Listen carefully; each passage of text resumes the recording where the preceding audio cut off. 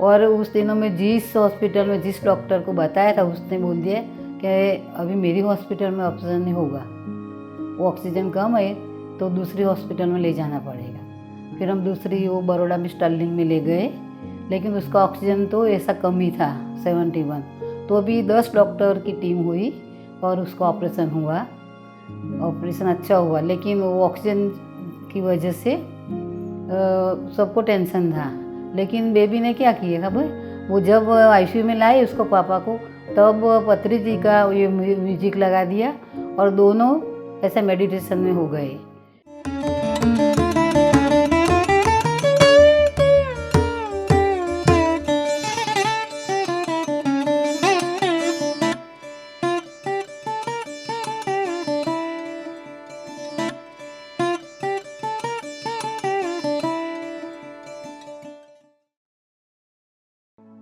मैं हीराबेन अमीन, गांधीनगर से। मैं पीएमसी चैनल पूरे 3 महीने से अच्छी तरह सुनती हूँ और वो सुनने का वजह मेरी बेटी है। वो मीनाबेन अमीन डॉक्टर है। वो जब ऋषिकेश में प्रोग्राम में गई थी, पत्री जी ऋषि का, तब उसने मुझे सब बता दिया कि मम्मी ऐसा ऐसा है। मुझे बहुत पसंद आया, इतना पसंद आया कि मैं रात में भी वो पीएमसी चैनल शुरू करके सो जाती।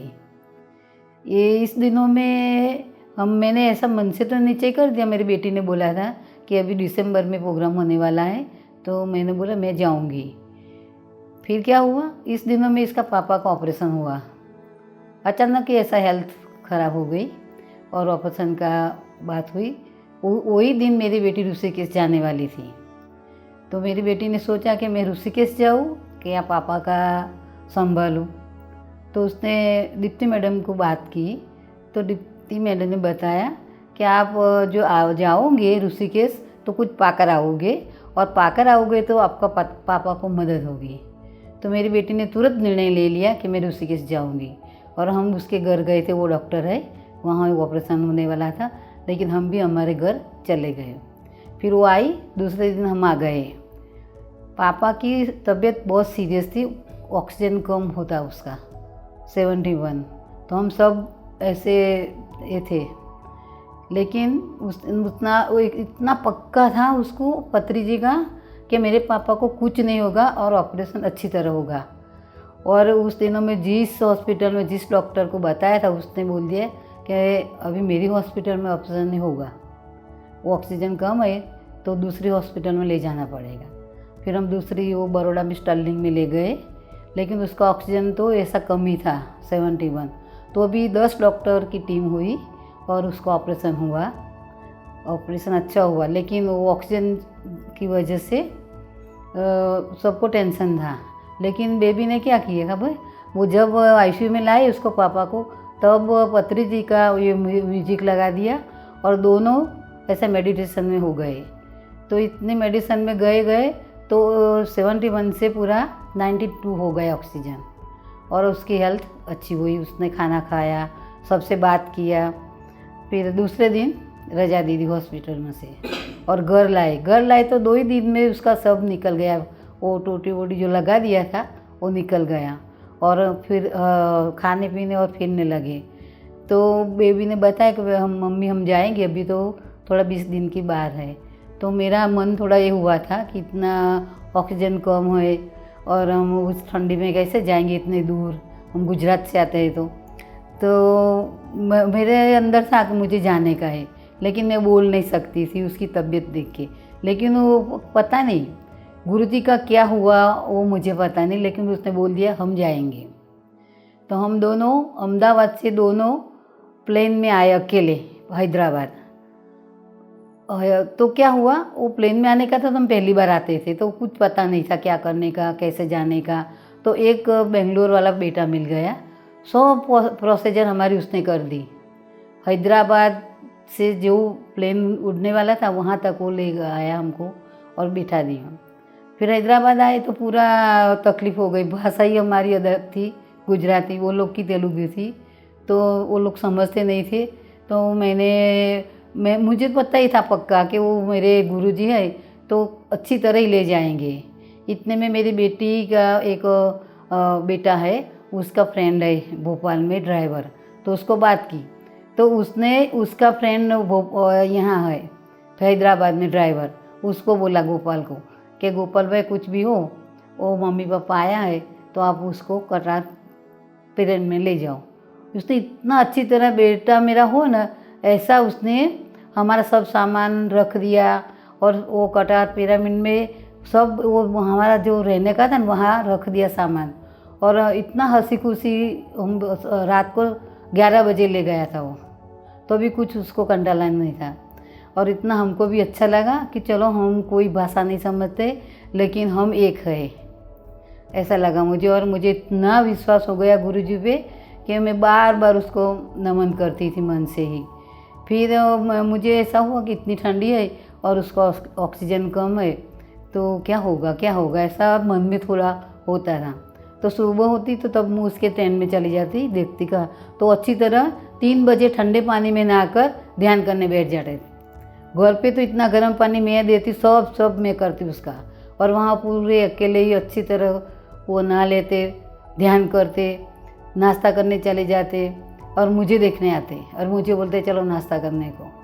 इतना मुझे खुशी हुई और मैंने सबको मेरे पे परिवार उसमें मैं बता दिया और फ़ोटो सबको भेज दिया कि देखो पापा कितना अच्छे है और खूब मज़े में है। अभी कल हम क्या हुआ, वो कॉस्मिक वैली वहाँ गए तो बहुत दूर है, 250 किलोमीटर से ज़्यादा, और 5 घंटे हुआ हम गाड़ी में।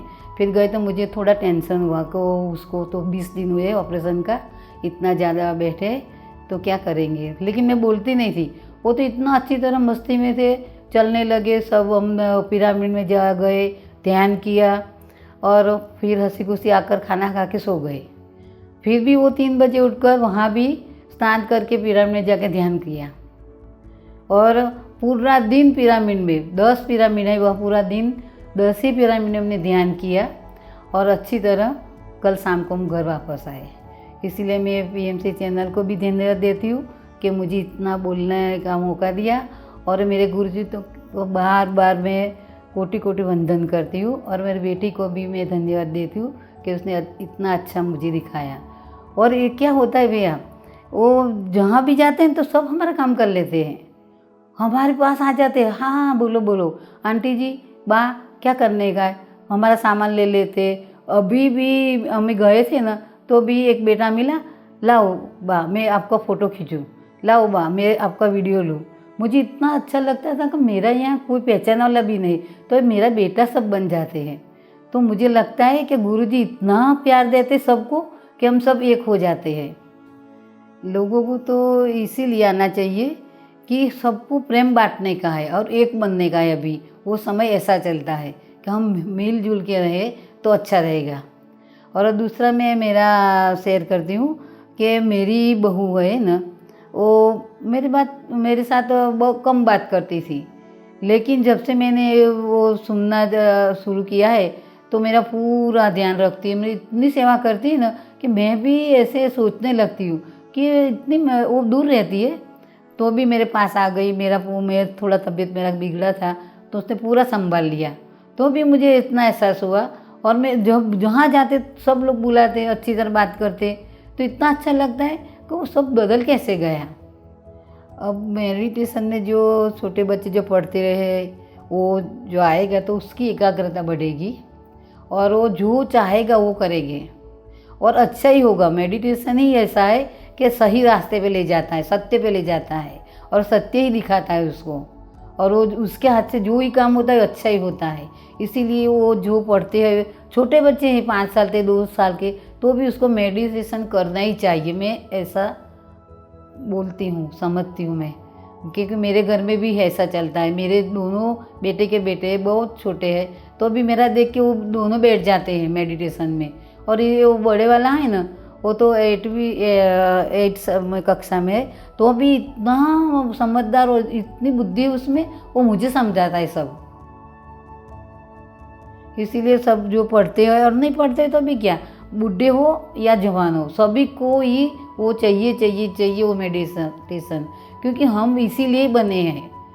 जो पृथ्वी पर हम आए हैं, हमने भेजे हैं, उसका ही हमको समझ के उसका ही करने का है हमको, वो सत्य का ही सत्य बात करने के लिए हमको वो मेडिटेशन करना है।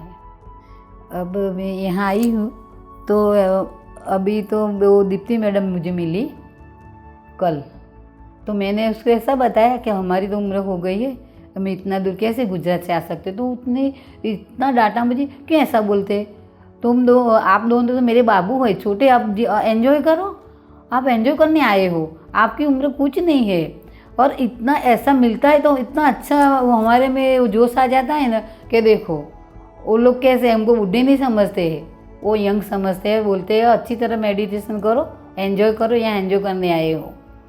और क्या बताऊँ मैं, वो मेडिटेशन करने से तो पूरा दुनिया वो पूरा विश्व है ना, वो सृष्टि बदल जाती है। वो जो सत्य वाला जो भगवान बोलते हैं ना, हम देखा तो नहीं है किसी ने, लेकिन ऐसे देखते हैं, मनुष्य में ही दिखाता है भगवान, लेकिन वो ऐसा बताता है ना हमको कि आप जहाँ से आए हो ना वहाँ ही जाना है, तो जहाँ जैसे तुम आए थे अच्छे, ऐसे अच्छे बन के ही उसके पास जाने का है, तो कैसे होगा, तो उसका एक ही रास्ता है मेडिटेशन।